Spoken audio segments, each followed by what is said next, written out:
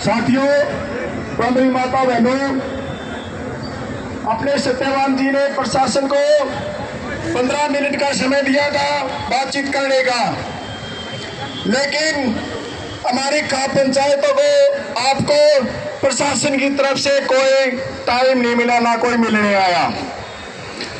आगे की रणनीति अपने प्रधान जी बताएंगे, उससे पहले एक बार 2 मिनट सुमन हुड्डा जी रखेंगे अपने विचार, फिर प्रधान जी आगे की रणनीति बताएंगे हमने करना क्या है।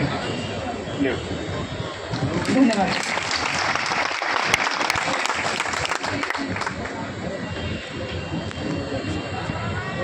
मान और सम्मान के योग्य यहाँ उपस्थित सभी सम्मानित खाप से आए हुए सदस्य, सभी किसानी मजदूर संगठनों से, कर्मचारी संगठनों से आए हुए सदस्य, कर्मचारी भाई और अन्य सभी सहयोगी गणों को हाथ जोड़कर नमस्कार। सबसे पहले धन्यवाद करना चाहूंगी आप सभी का कि आप यहाँ एकजुट हुए एक बेटी का मान बढ़ाने के लिए, तो दिल की गहराइयों से आपका धन्यवाद करती हूँ।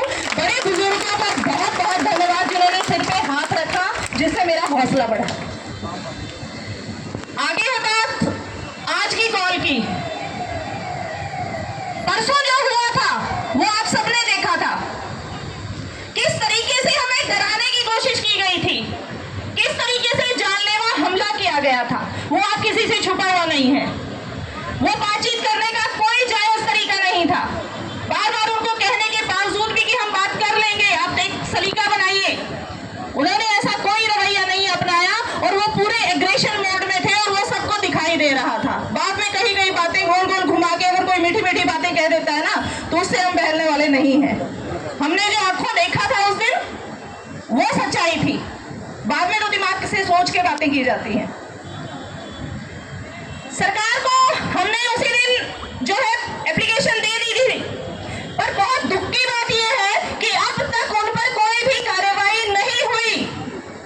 हम सरकार से अपील करते हैं कि हमने आपको नाम समेत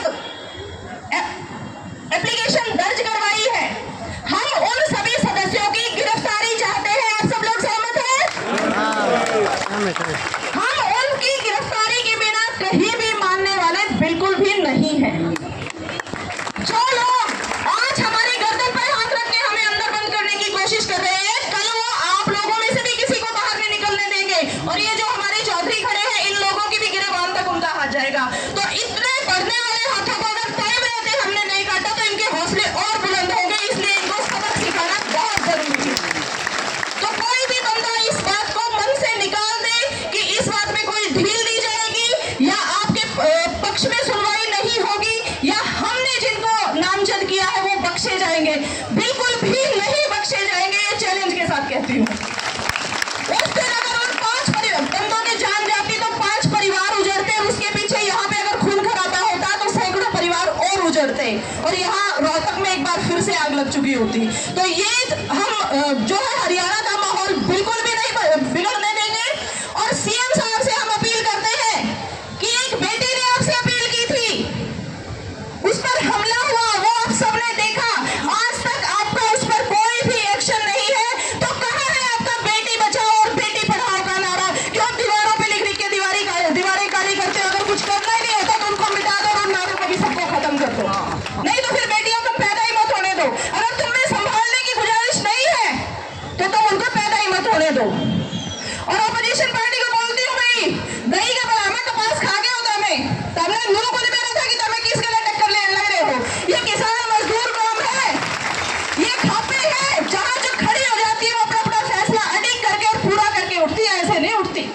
और आज भी हमारे खाप चौधरियों ने जो है फैसला लिया है, वो हमारे बड़े बुजुर्ग आपको बताएंगे।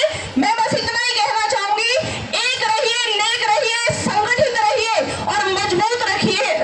डरना बिल्कुल किसी से भी नहीं है। डरना एक ऊपर वाले से है, वहां भी जिस दिन जाना है हम चले जाएंगे।